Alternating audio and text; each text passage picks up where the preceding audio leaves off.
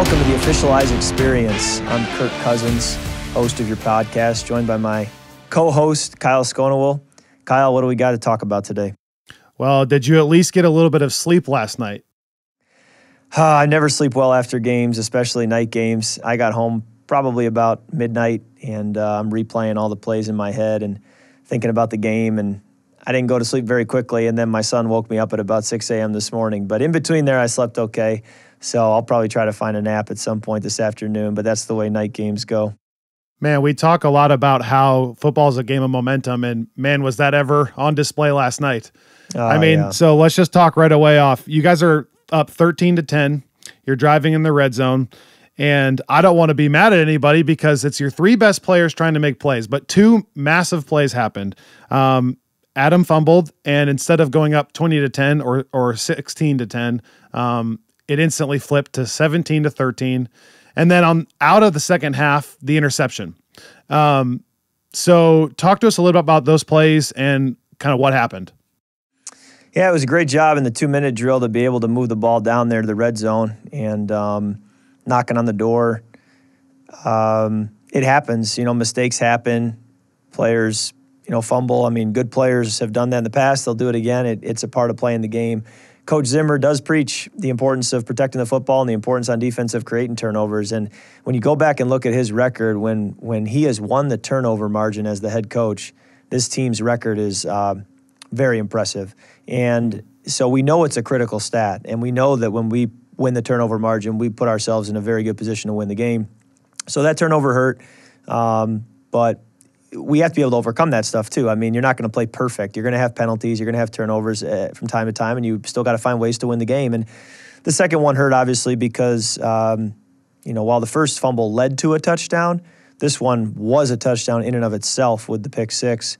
So it's just a tough deal where I stepped up in the pocket. I'm trying to lead Steph on a shallow cross. He chooses to sit down, and I'm not aware of that and throw the ball as if he's still running. And it was a bang-bang deal, unfortunate timing, and obviously when they return it for a touchdown, now that changes the whole complexion of the game.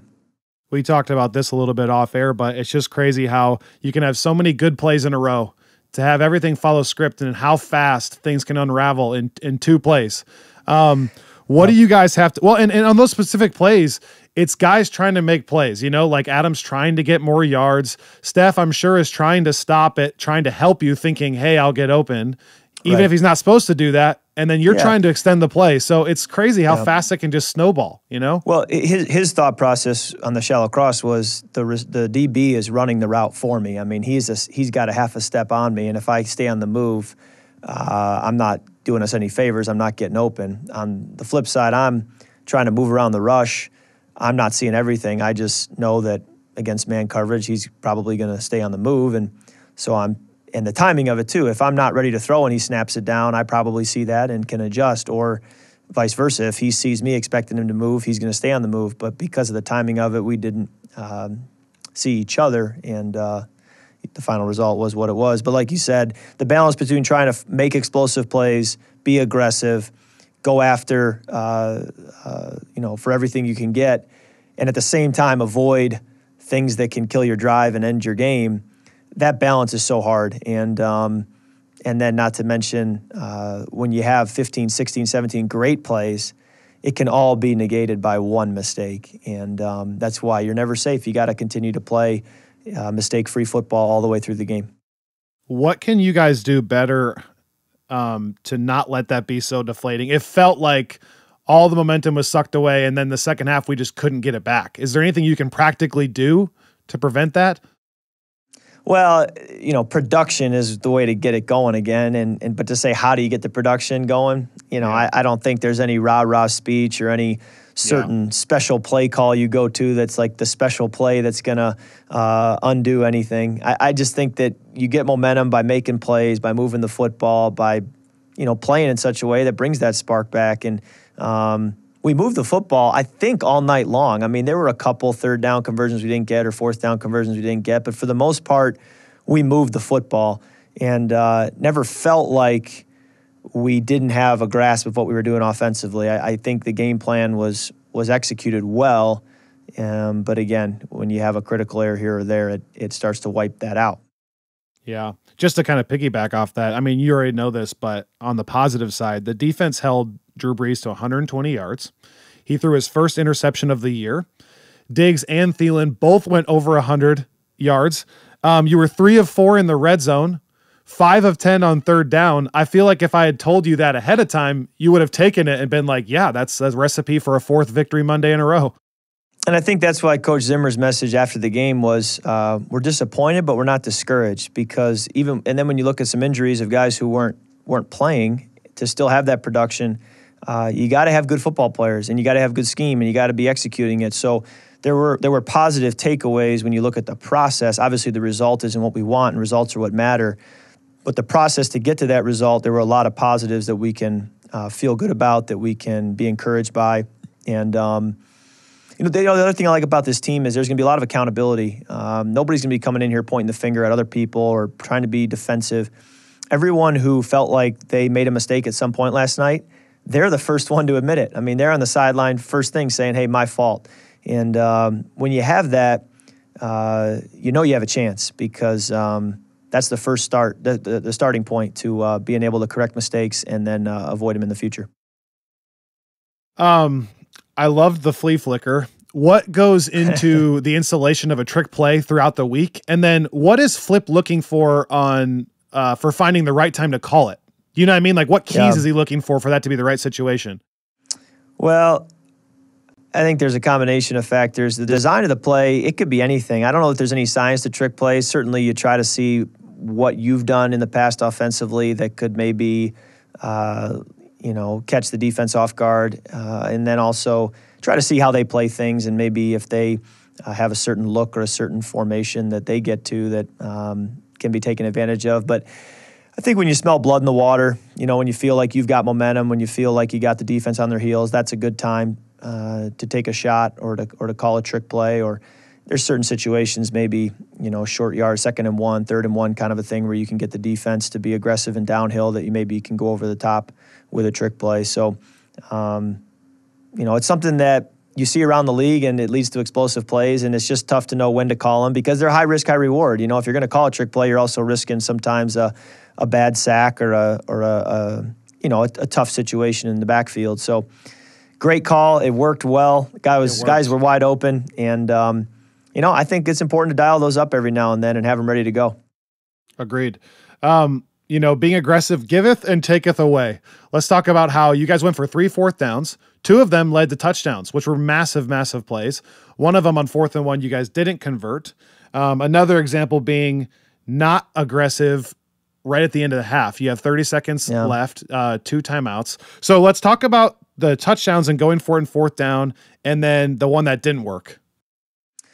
Yeah, the 2 touchdowns were important.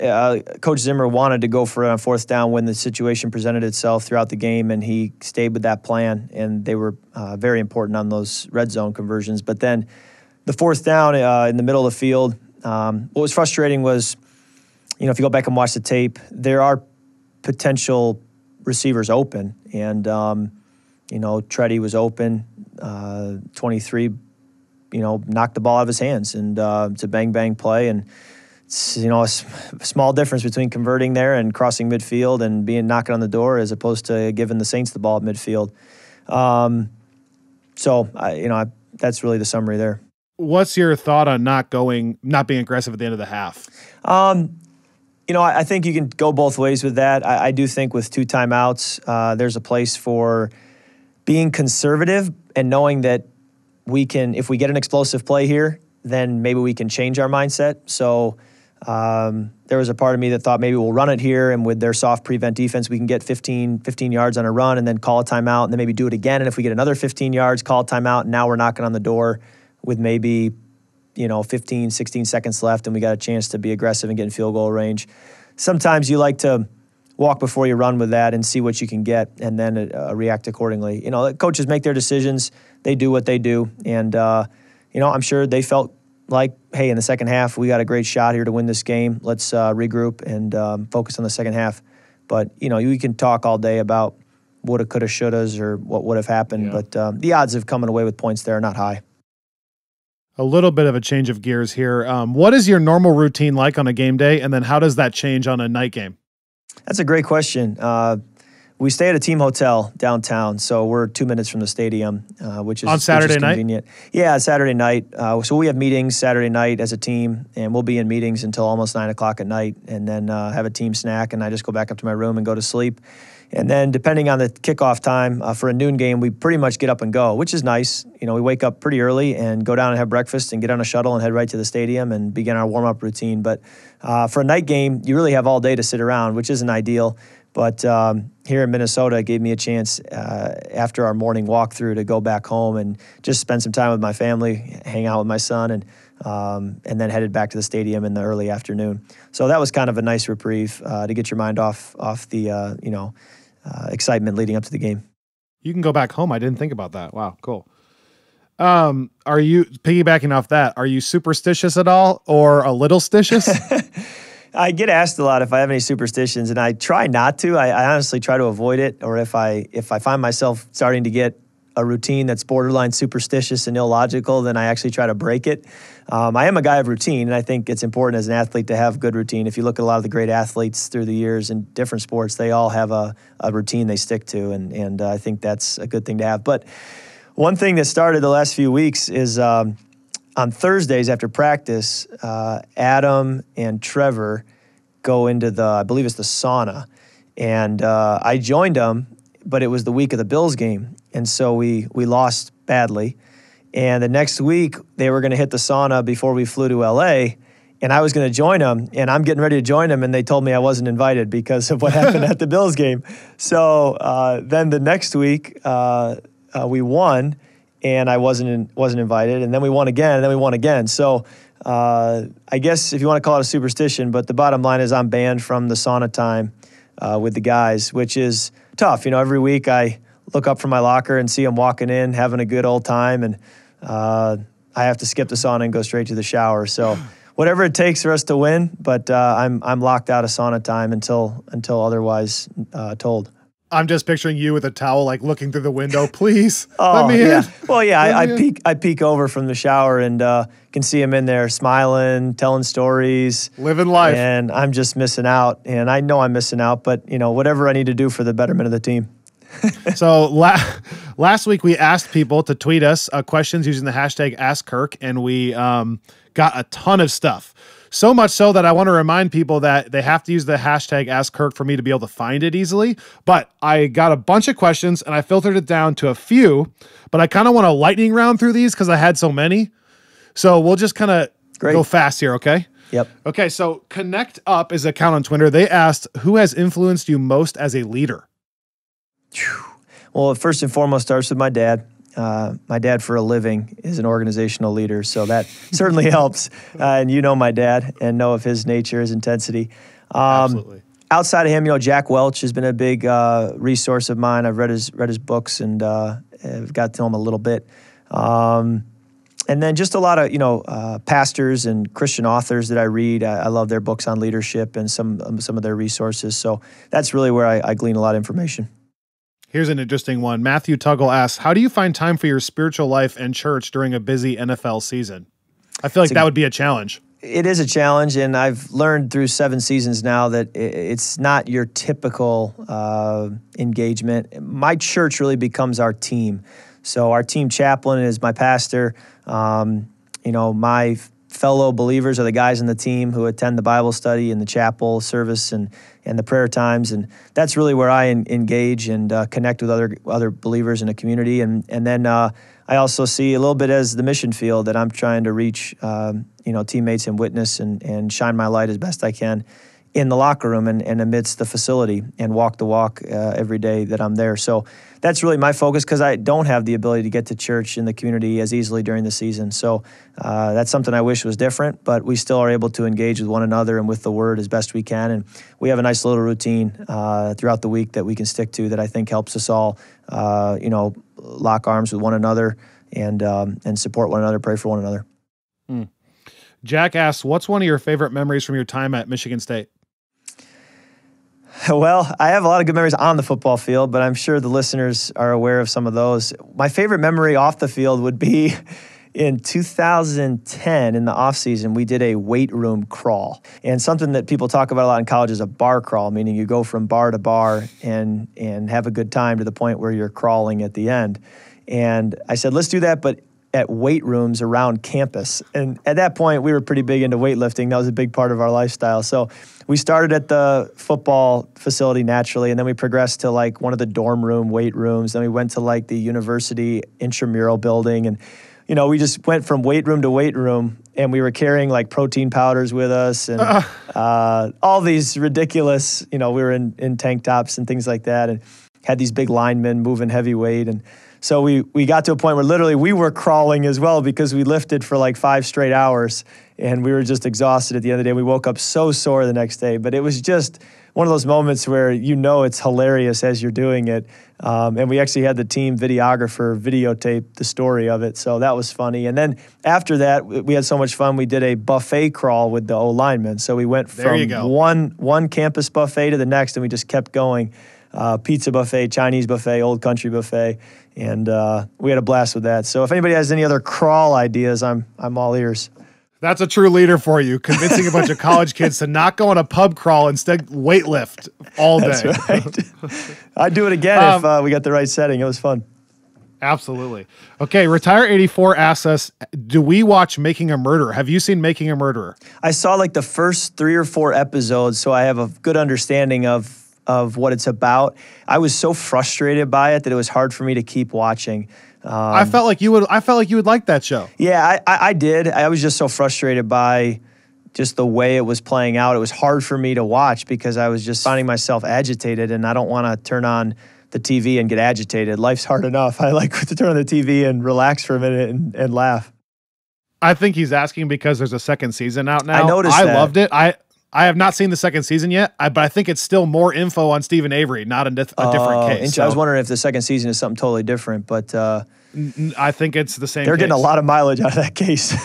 Yeah, I mean it is the craziest thing ever when you actually look at it. Yes, I'm sure to be in jail for murder, 17 years, get released because of DNA, and then to do it right afterwards. I feel like there's probably other crazy. I mean, I see Dateline, and I think there's some other crazy stories as well where they probably could make this a series that goes for a long time. I don't think there's any shortage of court cases that are fascinating.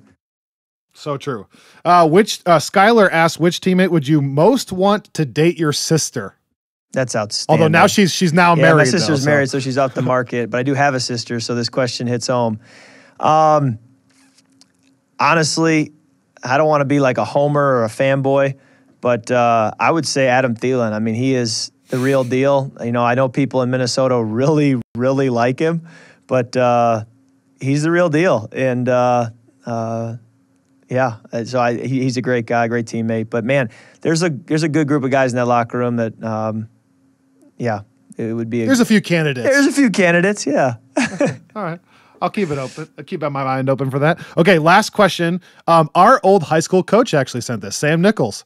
I thought this was really interesting. You know, 2 weeks ago, I think last week maybe, you said that on the 4th and 8th play, you had used all your long third down yardage plays. So that, you know what I'm talking about? Oh, yeah. So he asks, is that like, does that mean you never try to use the same concept out of the same formation? Or is it just a different philosophy where some coaches would maybe say, run the same play until they stop it? Do you know what I'm saying? I think we do try to stay away from repeating third down plays because they tend to have a unique formation or a motion or a shift that can tip the defense to it being the same route concept. Not to mention, we do have a good menu of plays that allows us to not have to run the same play over again for the most part. So I think we like to just continue to work down the menu. But when you run out of those plays, yeah, I think it's better to, if you still have a play you like, you know, try one of those as opposed to, you know, repeating a call. Would Coach Shanahan have done that differently back in the day? Like run the same play till they stop it kind of thing? What Coach Shanahan I remember doing was he would say, like, within a drive, not necessarily third down, but first and second down, if you have a play that's working, typically when the drive is over and the defense can go to the sideline and talk about the drive and look at the pictures, they're going to have a plan to stop at the next drive. So if a play is working, your best shot at exploiting the defense is to continue calling it within that drive. And if you get away from it, you probably won't be able to get back to it as easily later in the game because that'll be the first play they go and try to fix and study. So, yeah, there were times I remember, especially when we were running the zone read, when the defense didn't have an answer for it, he would say, call it again. I have no shame in calling a play again if they don't have an answer for it. Make them stop it before we get away from it. Well, that's the questions I narrowed it down to. Thank you, everyone, for asking using the hashtag AskKirk. And next week, this is important that you tweet us your questions because we are going to have Latavius Murray on the show with us. So people can use the hashtag AskKirk to ask questions for Latavius. Get those questions in so I can have some. That'll be really fun. Looking forward to that. I would add Latavius' name to someone I would let date my sister, although there you go. He's off the market too. And then another guy who's off the market would be CJ Ham. So like I said, there's no short list of guys I would be cool with. So Kirk, we're halfway through the season now, 8 games. We did this little quick update, 4 games through the season. So now halfway through, I just want to give you a quick little update on kind of what stats are showing relative to the final record. You guys are 4-3-1, a half a game, I guess, technically behind the Bears, not even a half game, a little bit, because they're 4-3, already had their bye. And the Packers are 3-3-1, and the Lions are 3-4. So about as tightly bunched as humanly possible.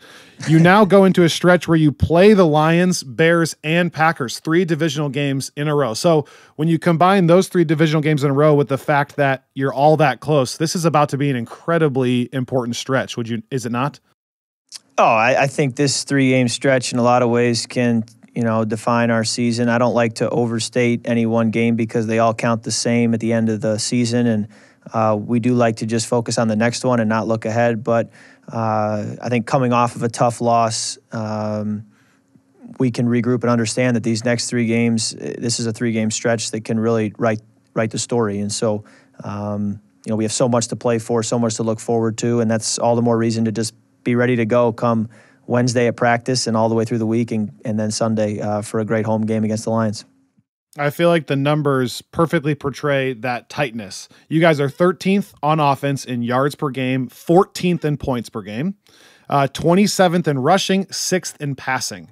So kind of disparity there still, which we talked about before was more a factor of those first couple games. And then on defense, they've really improved. They've got up to 10th in yards per game, 14th in points per game, 5th in rush yards per game, and 15th in passing. And then lastly, you guys are +3 in the turnover margin right now, so that's good for 8th in the NFL. Thoughts? Yeah, absolutely. I think situational football is so important. So more so than total yards, I think, red zone conversion percentage is really important. Third down conversions is really important because that also is a reflection of how successful you are in first and second down to get to makeable third downs. And then the turnover thing will always be a big deal. We got to be in the plus margin and preferably double digits in the plus margin to be a playoff team. And our defense, I believe, going to the game yesterday was number 1 on third down, which is a big reason why we were winning football games. And we have to get in the top 10 as an offense on third down. And on both sides of the ball, we need to be in the top 10 when it comes to our red zone production. So those will be the stats that I always look at because it does tell the story, probably more than total yards. Because when you get behind and you're losing, the defense is going to give you yards. We saw that in the Bills game. They're going to let you take completions and move the ball down the field. But it's really empty yards because the game's out of hand at that point. So yards is a little bit misleading at times. So I don't know the exact number, but last year the defense was historically good on third down. And apparently this year they're on pace for that or a little bit better.